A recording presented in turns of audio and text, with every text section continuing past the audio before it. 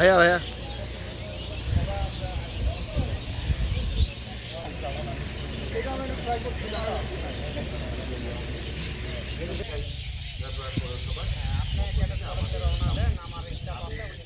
এই জৈব সার আপনারা ব্যবহার করলে মাটির তো ক্ষতি হবেই না, বরঞ্চ মাটির স্বাস্থ্য।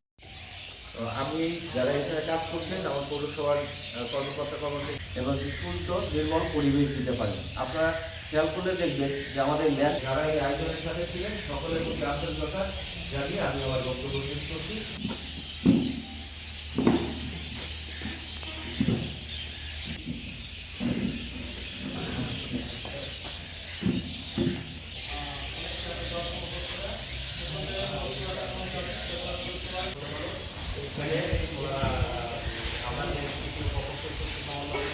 কৃষকের সংকট হচ্ছে আমাদের যারা কৃষক তারা কিন্তু প্রজেক্ট দিয়ে করানো যায় কিনা, কিন্তু এটা জাতীয় পর্যায়ে একটা বড় প্রজেক্ট। কিন্তু আইডি প্রজেক্ট থেকে যে ল্যান্ডফিলটা বানানো হয়েছিল এখানে সবগুলো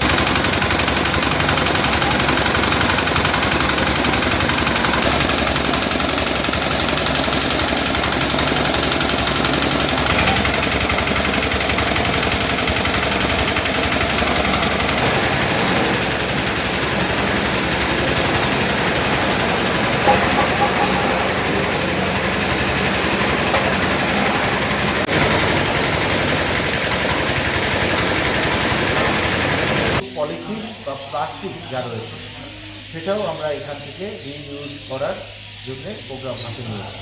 অর্থাৎ আমাদের পলিথিন বা প্লাস্টিক যেটা রয়েছে সেটাও আমরা ভিন্নভাবে যেভাবে রিইউজ করা যায়, কারণ আপনারা জানেন যে প্লাস্টিক এবং পলিথিন এটা কয়েকশো বছরেও ডিকম্পোস্ট হয় না, যার কারণে আমরা সেটাও কীভাবে রিইউজ করা যায় সেই বিষয়ে আমাদের কথা হয়েছে।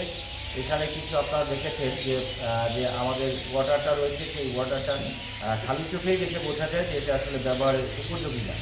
অবকাঠামোটা তৈরি করার উদ্বোধনী অনুষ্ঠানে মান্যবর প্রধান অতিথি, মান্যবর প্রশাসক, এসএনবির প্রতিনিধিবৃন্দ এবং আমাদের পৌরসভার সমস্ত প্রিয় কলিগবৃন্দ, আসসালামু আলাইকুম। আমরা আসলেই আমরা বর্জ্য ব্যবস্থাপনা পৌরসভার একটা বড় একটা অঙ্গ, যে অঙ্গতে আমরা প্রতিদিন প্রাত্যহিক জীবনে আমরা কাজ করে থাকি। এটা এই বর্জ্য ব্যবস্থাপনা আমরা যদি সঠিকভাবে আমরা করতে পারি, সেখানে স্বাস্থ্য থেকে শুরু করে আমাদের পরিবেশ সব কিছুই সমুন্নত থাকতে পারে। প্রধান অতিথি মান্যবর প্রশাসক জয়পুরহাট পৌরসভা স্যারকে সংক্ষেপে কিছু বলার জন্য অনুরোধ। শাখা প্রধান এবং প্রিন্ট মিডিয়ার সাংবাদিকবৃন্দ, সবাইকে আমার সালাম, আসসালামু আলাইকুম। বলবো এসএনবি মূলত সলিড ওয়েস্ট ম্যানেজমেন্ট নিয়ে জয়পুরহাট পৌরসভার সাথে কাজ শুরু করে। শুরুতেই আমাদের পদক্ষেপ